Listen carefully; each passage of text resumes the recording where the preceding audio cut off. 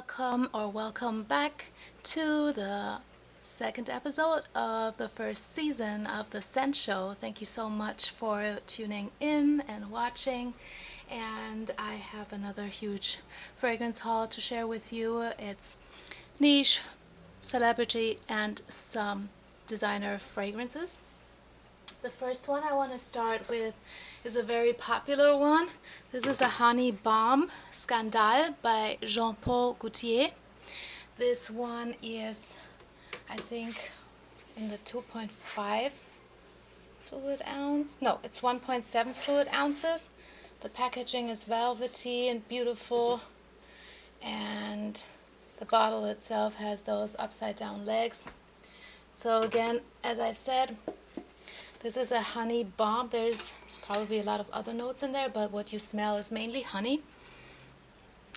And it's just very heavy. It's not an airy or light fragrance at all. But I like it for certain days or nights. So yeah, that is that. Again, Scandale by Jean-Paul Gaultier. That's a 1.7 fluid ounce, 50 ml.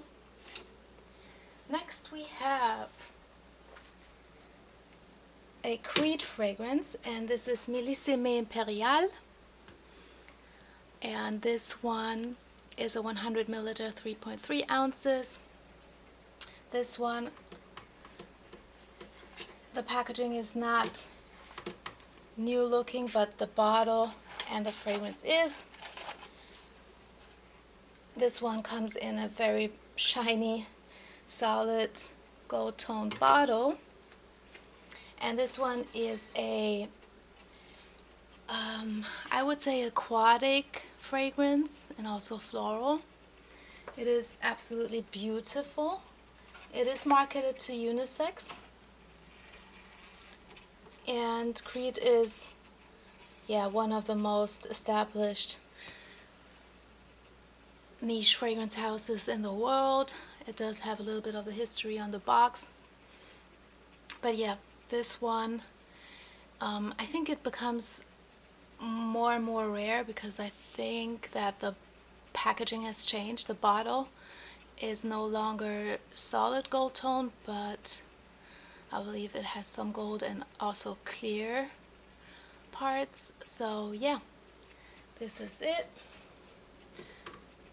It has the Creed crown emblem, and it's made in France. That is that. Next we have another very popular fragrance. It's Club de Nuit Intense, the one that's marketed for the women. There is another one with the same title saying men, and this is by Armaf. This one I think is also the 100 ml, and actually it's a 105 ml and 3.6 fluid ounces. And so this one is a rose oud combination. To me, the rose oud combination is very dry, meaning it doesn't have a lot of sweetness. It could be easily worn. I mean, and anything can be worn by whoever likes to wear it. That is my belief. I don't really believe in labels like that. I wear what I like. And I have a ton of men's fragrances. Or not men's fragrances. Again, fragrances don't have a gender, but marketed to men fragrances. And so, again, this is a dry rose and oud fragrance. I would say this is a little bit more rosy than it's oudy, so it might be a good one to start.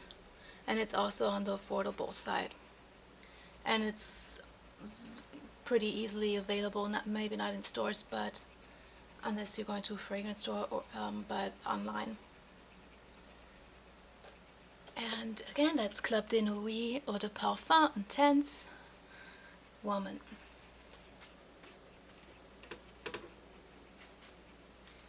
Next purchase here, I have one of my favorites, and I'm so happy to have this. This is a demonstration tester packaging and bottle by Kilian, and it's marked as a refill. I'm not sure why it's a refill bottle, because it looks just like the regular bottle. But anyway, this is Back to Black. This one is very much talked about, and I've got this because I love tobacco notes, and the tobacco in this is cherry-like. It might also have cherry. I'm not quite sure about the notes, but if you're interested in a complete review, I'll be happy to research those for you, and also after a complete wear test to give you my thinking about the projection and sillage and all of that, the whole performance. But yeah, actually the bottle might be different from what the regular bottle is. Anyway, I sprayed this once to make sure that it is authentic, and it is. It has on the sides of the bottles those embellishments. It's completely black and has that silver colored or silver toned placard on the front. And so this is when Kilian was still called by Kilian. And again, this is just a very tobacco-like fragrance with cherry undertones. I like this one way more than Tom Ford's I think it's Cherry in the Air. That one was too airy for me, and especially for the price. I like, when I have expensive fragrances, I want them to be pungent. Anyway, again, Back to Black by Kilian. Aphrodisiac is what it says underneath. And then next, I have Chloé Eau de Parfum, the classic, 1.7 ounce. This one is just the original version. A lot of people complain that the top turns rusty on them, but it actually tells you in the little booklet that it comes with that it is real silver, and so it oxidides, which makes it look rusty. So you want to keep this one away from air and sun. And this is just a floral, citrusy, refreshing, beautiful scent. I like this one. It's very easy to wear, and this is my second bottle actually. And so most of you know this one, but if you again like a full review and my take on it, just comment below and I'll be happy to do that for you. Again, Chloé by Chloé Eau de Parfum. Next is Reb'l Fleur by Rihanna. This is again 1.7 fluid ounces, 50 milliliter Eau de Parfum. And this one is also very popular. It's also my second bottle, and it's very easy and and inexpensive to get. Many discount stores have this. It is a little bit, it's not loved by everybody. Some say the coconut in here is too synthetic. To me, it gives off, it is slightly synthetic, but it is not so much that I would dislike it. Let's put it that way. Anyway, also some complain that the bottle looks cheap, and I actually agree a little bit.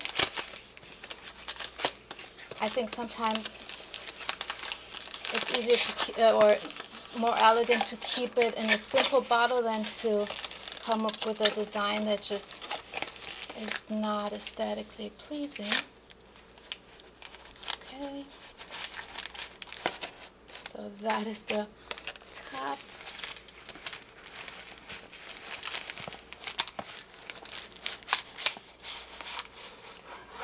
And here we have the bottle.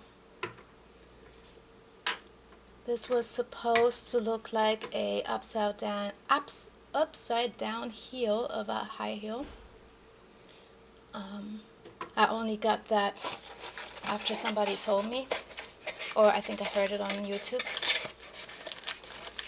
So that is that. It also has the sleeve that you can take off, and then it's just a simple pink gold box, or rosé, soft rosé and gold box. So that is that. And again, this is it's more on the heavy side. It is a lot of coconut. It is sweet, and it is nice. It is for not special occasions. I would say it is a pretty nice one. And another celebrity fragrance I got is Believe by Britney Spears, and this is just a 1 fluid ounce 30 ml. I just wanted to test this because I had read reviews about this on Fragrantica, and it's very heavy on patchouli, which I love. But on the other hand, Britney's perfumes tend to be a little bit on the synthetic side, which is why I just got a small bottle. And it comes with a lot of packaging for this little thing, which I'm also not a fan of. But again, the fragrance itself, this is the older formulation, the one with the silver tone placard on top is the older formulation. I believe this was reformulated. And this one is, like I said, just a very patchouli heavy fragrance. It probably also has some citrus to it and some sweetness. And it is nice. It's nice to have. Actually, the bottle itself looks extravagant too. Not kitschy at all. And yeah, I look forward to wearing this in the summer. Next is a dupe fragrance, and let's see if you can tell which one it is. Yes, you probably guessed right by the look of the box. This is a dupe of Carolina Herrera's Good Girl. Here, the high heel. And it's by Rive, which is a dupe fragrance house, but they might also make their own fragrance creations, I'm not sure. But this dupe is actually so good, but not because it is so close to the original, but because it is very nice on its own. It is a beautiful, fruity, floral, tonka bean, vanilla fragrance. It's deep and rich, just like the original, but it's not so close that you would mistake it for the original. Actually, if I had not known that it is a dupe, I would probably not have thought that it is. So it's called Miss Dream by Rive. The bottle is also pretty nice. All of Rive's fragrances have a nice packaging. They're very inexpensive, but the quality is pretty good for the price. So I do recommend Rive. And then next we have, oh yeah, I actually have another Rive fragrance. And I believe this is a 3.3 fluid ounce, so that's 100 milliliters here. Next, I have another La Rive fragrance, and this is also very beautiful.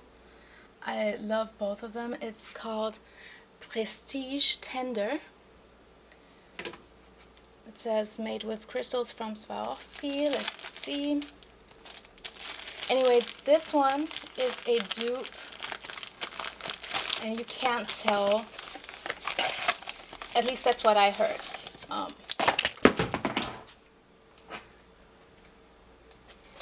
Again, this one is a dupe for, supposed to be a dupe for Euphoria by Calvin Klein, but to me it's actually a little bit closer to Blooming Bouquet by Dior.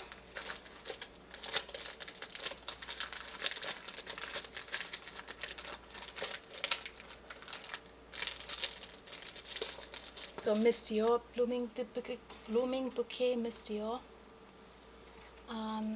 This one smells very deep, fruity, and this one is very long lasting. The packaging is beautiful, and this one, believe it or not, was only about $10. So it was a great deal. And I think this one smells better than Euphoria. The new Euphoria that I tested and sampled is very synthetic. I heard it was reformulated many times and not for the better. And so this one smells pretty natural, pretty deep. Just also the way that it develops on the skin, it kind of seems to get stronger over time, which I like. And so, yeah, that was La Rive Prestige line, and the scent is called Tender.